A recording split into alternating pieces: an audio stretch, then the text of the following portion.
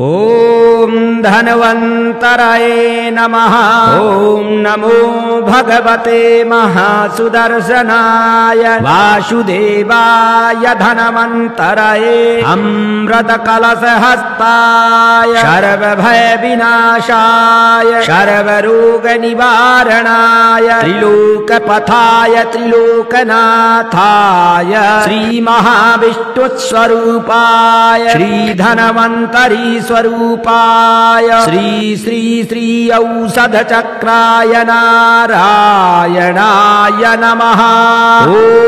नमो भगवते धन्वन्तराय अमृतकलशहस्ताय सर्वयामय विनाशनाय त्रिलोकनाथाय श्रीमहाविष्णुवे नमः। नमामि धन्वन्तरी आदिदेवं सुरसुरवन्दितं पदपदमं लोके जराभयमृत्युनाशकं दातारम् ईशं विविधौषधीनाम्। ॐ तत्पुरुषाय विद्महे अमृतकलशहस्ताय धीमहि तन्नो धन्वन्तरी प्रचोदयात्।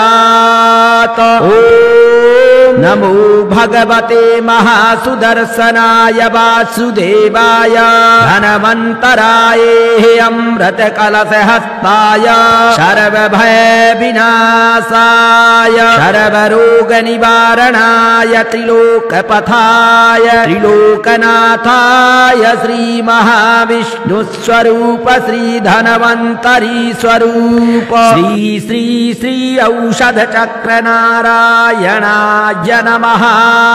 ॐ शङ्खं चक्रं जलौकां दधतमृतघटं चारुदोर्भिश्चतुर्भिः सूक्ष्मस्वाक्षातिहृदां सुख परिविलसन्मौलिमं भोजनेत्रं कालाम्भोदोज्ज्वलाङ्गं कटितटविलसच्चारुपीताम्बराढ्यं वन्दे धन्वन्तरिं तं निखिल गदवनप्रौढदावाग्निलीलम्।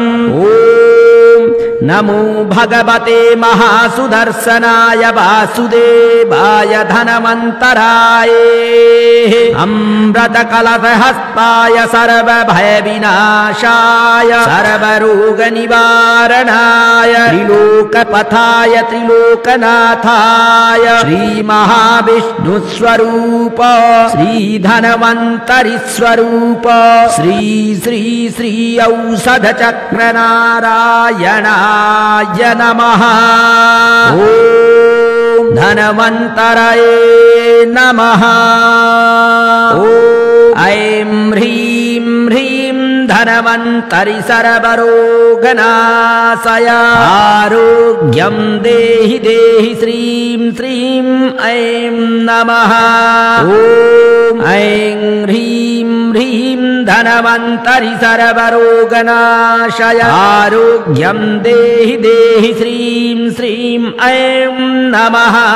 ॐ ऐं ह्रीं ह्रीं धन्वन्तरी सर्वरोगनाशय आरोग्यं देहि देहि श्रीं श्रीं ऐं नमः।